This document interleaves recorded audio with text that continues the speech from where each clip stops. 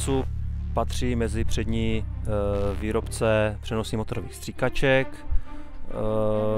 Jejíž kořeny šahají až do roku 1949, kde vyvinuli první motorovou stříkačku. Její vývoj přenosných motorových stříkaček především vychází z filozofie lehké, vysoce výkonné, spolehlivé motorové stříkačky, která samozřejmě je finančně dostupná.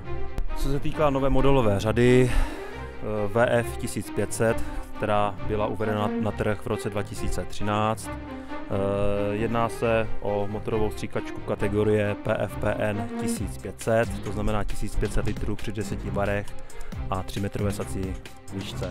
Má přímé vstříkování paliva elektronické, které zvyšuje výkon, tak lepší start při extrémních povětrnostních podmínkách.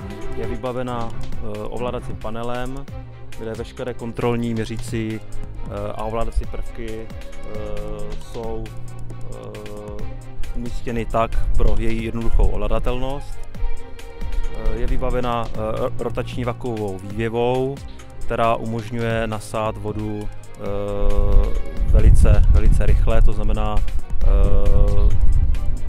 5 sekund z 3 metrové sací výšky. Je vybavena palivovou nádrží, která je umístěna nyní ve spodní části, 24 litrů. Palivová nádrž umožňuje chod stříkačky při maximálním výkonu 1 hodinu.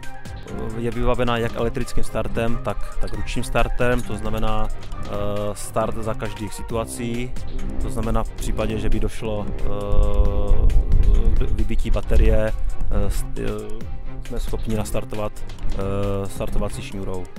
Je to dvoumužná požární stříkačka, pomocí 2 hasičů lze stříkačku přenášet i po nerovném terénu, což usnadňuje požární zásah.